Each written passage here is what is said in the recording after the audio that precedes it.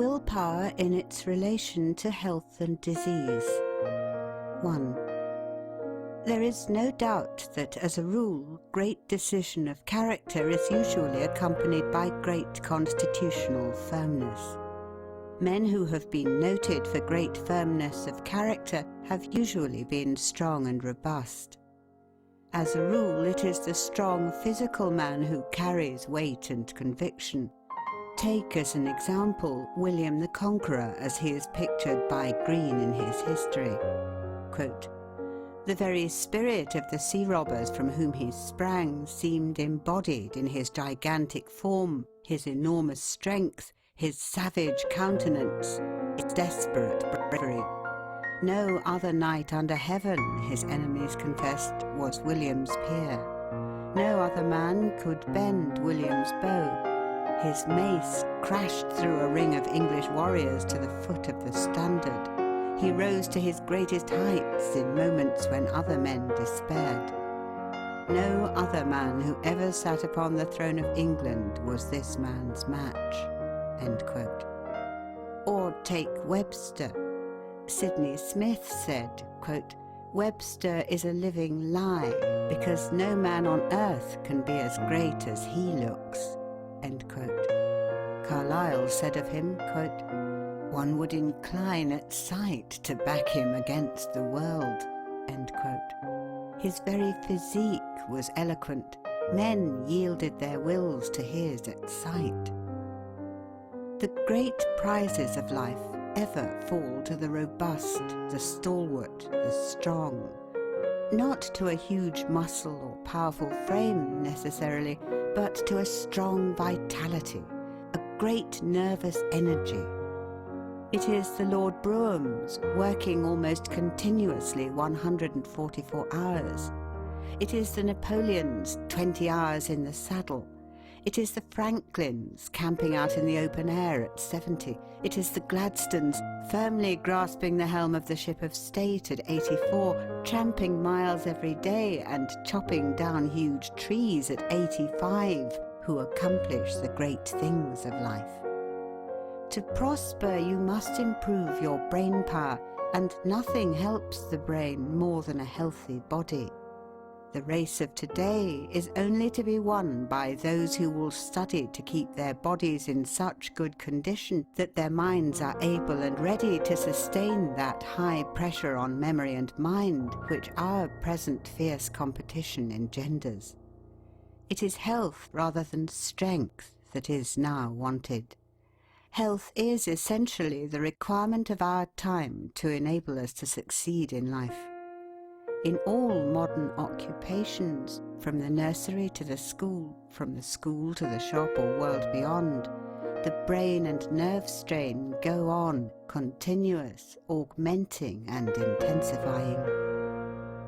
As a rule, physical vigor is the condition of a great career. Stonewall Jackson, early in life, determined to conquer every weakness he had, physical, mental, and moral. He held all of his powers with a firm hand. To his great self-discipline and self-mastery he owed his success.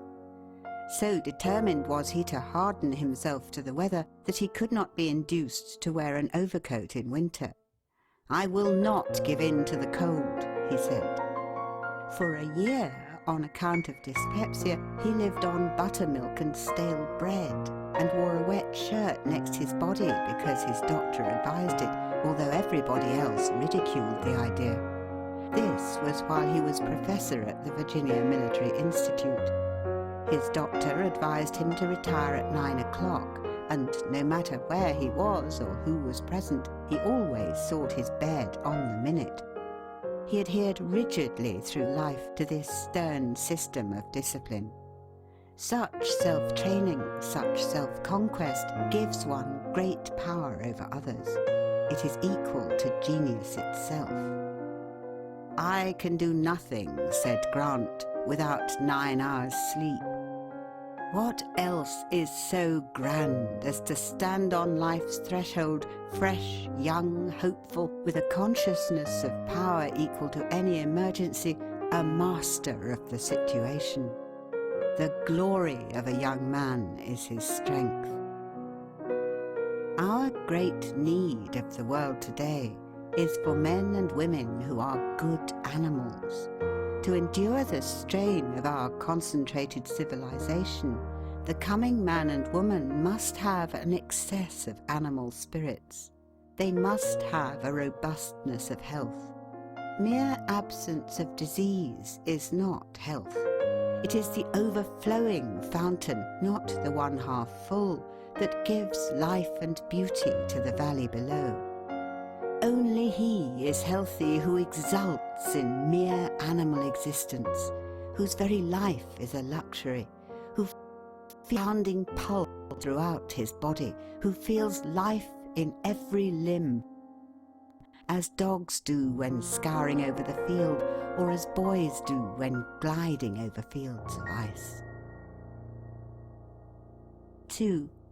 Yet, in spite of all this, in defiance of it, we know that an iron will is often triumphant in the contest with physical infirmity. Quote, "Brave spirits are a balsam to themselves. There is a nobleness of mind that heals wounds beyond salves." End quote. "One day," said a noted rope walker, quote, "I signed an agreement to wheel a barrow along a rope on a given day. A day or two before, I was seized with lumbago. I called in my medical man and told him I must be cured by a certain day, not only because I should lose what I hoped to earn, but also forfeit a large sum. I got no better, and the doctor forbade my getting up. I told him, 'What do I want with your advice? If you cannot cure me, of what good is your advice?' When I got to the place, there was the doctor protesting I was unfit for the exploit. I went on, though I felt like a frog with my back.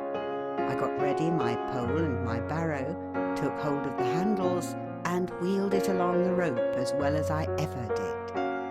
When I got to the end, I wheeled it back again, and when this was done, I was a frog again. What made me that I could wheel the barrow? It was my reserve will." End quote. "What does he know," asks the sage, "who has not suffered?" End quote. Did not Schiller produce his greatest tragedies in the midst of physical suffering almost amounting to torture? Handel was never greater than when, warned by palsy of the approach of death and struggling with distress and suffering, he sat down to compose the great works which have made his name immortal in music. Beethoven was almost totally deaf and burdened with sorrow when he produced his greatest works. Milton, writing, "Who best can suffer, best can do," wrote at his best when in feeble health and when poor and blind. Quote, "Yet I argue not against heaven's hand or will, nor bate a jot of heart or hope, but still bear up and steer right onward." End quote. The Reverend William H. Milburn, who lost his sight when a child, studied for the ministry and was ordained before he attained his majority. He has written half a dozen books, among them a very careful history of the Mississippi Valley. He has long been chaplain of the Lower House of Congress. Blind Fanny Crosby of New York was a teacher of the blind for many years. She has written nearly 3,000 hymns, among which are "Pass Me Not, O Gentle Saviour," "Rescue the Perishing," "Saviour More Than Life to Me," and "Jesus Keep Me Near the Cross." "The truest help we can render one who is afflicted," said Bishop Brooks, quote, "is not to take his burden from him, but to call out his best energy, that he may be able to bear." End quote. What a mighty will Darwin had! He was in continual ill health. He was in constant suffering. His patience was marvellous. No one but his wife knew what he endured. For 40 years, says his son, quote, "he never knew one day of health." End quote. Yet during those 40 years, he unremittingly forced himself to do the work from which the mightiest minds and the strongest constitutions would have shrunk. He had a wonderful power of sticking to a subject. He used almost to apologize for his patients, saying that he could not bear to be beaten, as if it were a sign of weakness. Bulwer advises us to refuse to be ill, never to tell people we are ill, never to own it ourselves. Illness is one of those things which a man should resist on principle.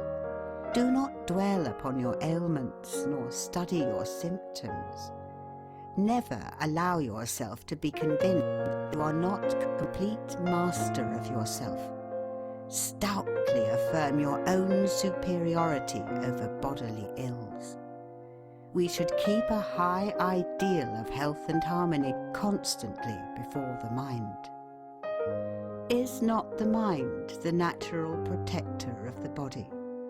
We cannot believe that the Creator has left the whole human race entirely at the mercy of only about half a dozen specific drugs which always act with certainty.